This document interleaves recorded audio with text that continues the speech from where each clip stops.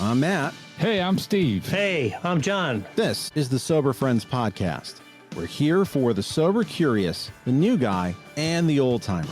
Here to talk about the stuff anyone looking to live alcohol-free has to face day to day, and how we overcame those struggles. We speak for no 12-step group, but we do try to remain anonymous. You're not alone. This is the Sober Friends Podcast. Hi, everybody, and depending on when you're listening to this, it could be Christmas Eve, it could be Christmas, could be New Year's.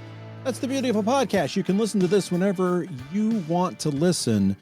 And I'm going to talk to you a little bit tonight about a change of heart that I had with the Joe and Charlie Big Book study groups. Before I get into that, I'd love for you to do me a huge favor.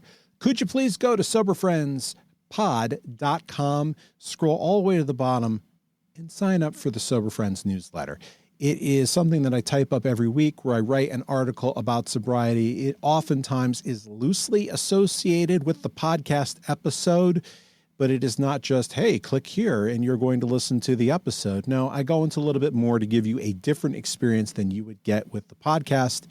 And I think it's something that you are going to like. All right, so I want to talk to you a little bit about Joe and Charlie, but not really. Here's what we're going to talk about a little bit. I decided that our old friend John, who once was on the podcast as a regular, and I am hopeful that he will want to be on the podcast someday in the future because I really like John and I miss talking to him. Well, he's doing Joe and Charlie again, and I decided I wanted to do it again. So a little bit of a background on what Joe and Charlie study groups are. Joe and Charlie are these two guys who recorded these big book study group sessions in front of an audience, and they traveled around the country. It's just two AA guys who decided to do some research into the big book and find a way to better explain it to people. These sessions were recorded. You can get these sessions on the internet, eBay, download them. There are tape trading that you can do, all types of website where you can get these things. When you get them, there are a lot of times that there are people in recovery who trade with each other. There's almost, well, it's not an infinite because there's only so many. These guys are dead, so they're not creating more. But there are many, many, many, many, many sessions, and I've gone through some of these where they're very different. You can find them in podcast form, in audiobook form, where there is generally one that is out there, but it's not the only one. My point being, I have talked in the past that I have ADHD and I get very easily bored, especially with repetitive stuff. I have gone to a lot of big book study groups with Joe and Charlie tapes, a lot. And I have heard every corny joke that they have over and over and over and over again. And I know the stories that they have about the big book. I've studied the history of the big book myself. If you want to go back about a year or two ago, I interviewed the guy who wrote Writing the Big Book. It is there. I also have an audiobook form, if you go back, where I read through the big book and give some explanation. So it was important for me to kind of become an expert on the big book and learn about it and learn the behind the scenes and the why. Here's why I'm doing it. It has absolutely nothing to do with me wanting to learn more about the big book. I'm feeling isolated. This is an opportunity that's going to force me to get off my ass and go talk to people and see people who I haven't seen in a regular basis in a while. People like John, our friend Timmy, who, if you go back into the archive, you can hear Tim's story. Steve is going to it as well, and some other people. And I feel very isolated. It is often the case that my life is, so I work from home. That's the other thing. Where you see me recording this, if you go on YouTube, you can see the video version of this. I'll cut it up and I'll put it on TikTok and Instagram as well. But where you're seeing me is where I do all my work for my day job. Then after that, I do stuff with the kids for sports or for school or start cooking. There's always stuff around the house. So on top of, then I go to the gym, and that's pretty much the loop of my life. And I'm in this house all the time. I don't go to as many meetings as I used to. I religiously go to a Monday night one, and I do that because I go to that meeting. That's pretty much it. Because I've gone to that meeting, I go to that meeting. Once I start a habit, it's easy for me to keep a habit. And when I stop a habit, it's very hard for me to pick up the habit again. I'm doing a Joe and Charlie session at John's house because I want to be around people. I'm starting to feel like I'm in isolation. I'm starting to feel like I'm not nurturing those relationships outside of my family. And I'm afraid of being lonely and having loneliness. And I'm afraid of just having no friends. I need to be around other people, and doing a Joe and Charlie Big Book study session is going to do that for me. I'm an introvert. I can give you an example. I don't know. I think my default is to do things on my own. That's just the default setting that I have. And there are social situations, especially where there are lots of people, where I lose the ability to think about things to talk about. I can sit here in front of a microphone, in front of a camera, and I can talk and sound intelligent. If you sit next to me and you want to start talking to me, I don't know what to say.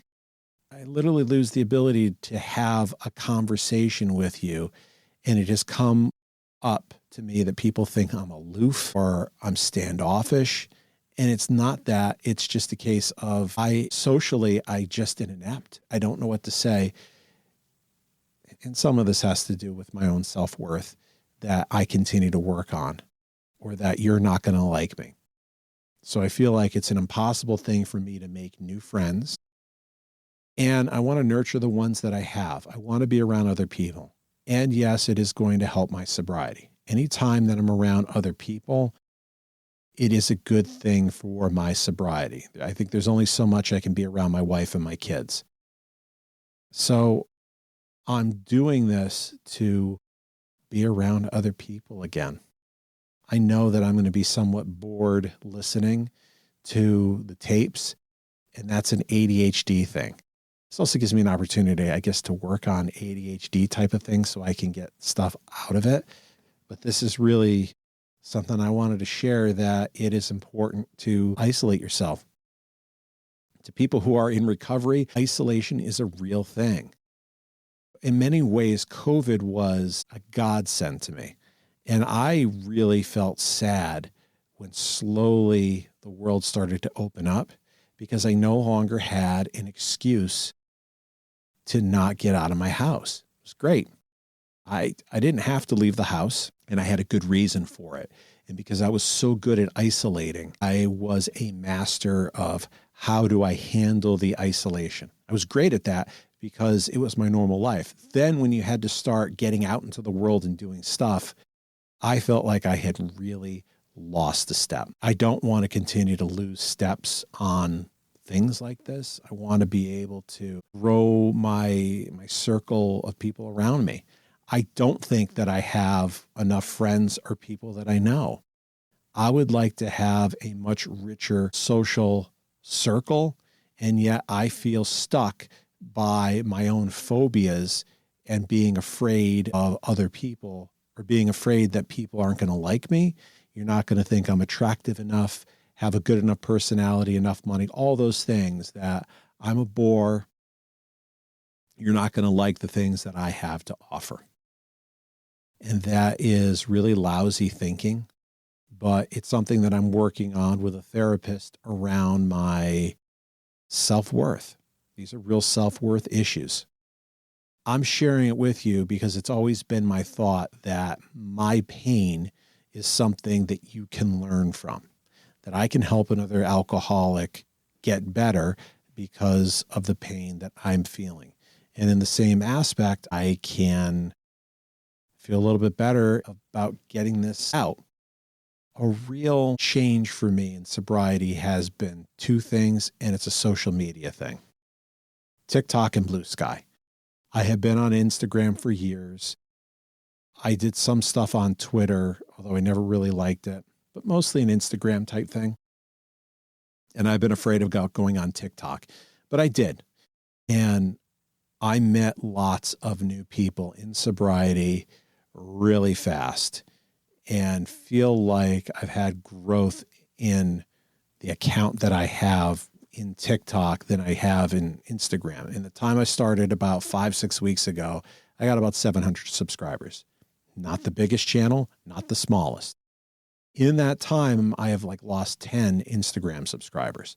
So there's lots of growth in the sober community on TikTok. What I really love about it is there's a lot of new sobriety. There is a mindset that I don't see all the time, and it's refreshing to me.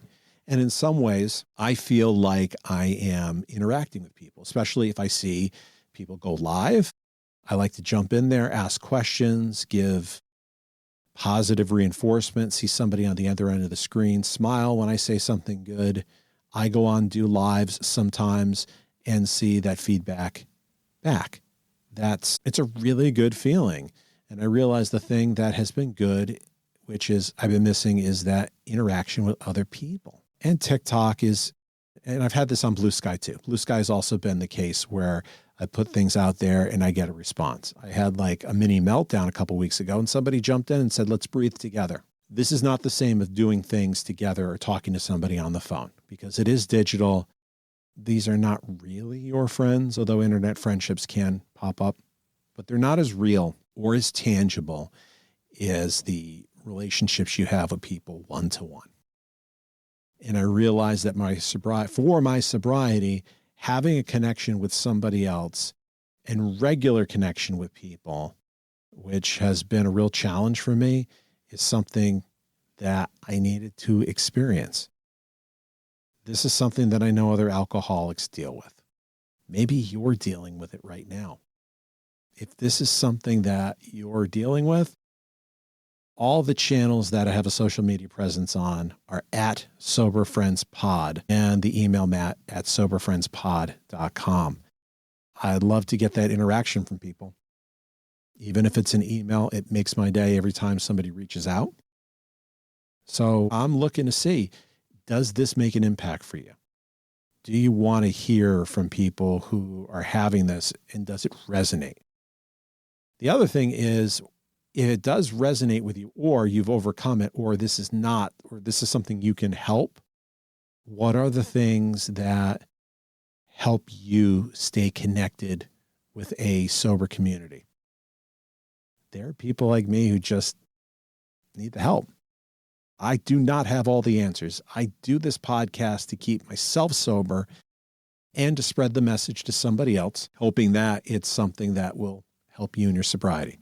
First and foremost, anything I ever do sober-wise is to keep me sober and to have a creative outlet. So I'd love to hear back. We can share it on the podcast itself. And at the time I'm recording this, we're a day or two before Christmas. Not everybody celebrates Christmas, but two of the big religions, Judaism and Christianity, Hanukkah and Christmas are real tight this year. And I think about people who may not have anybody around or family. So I do.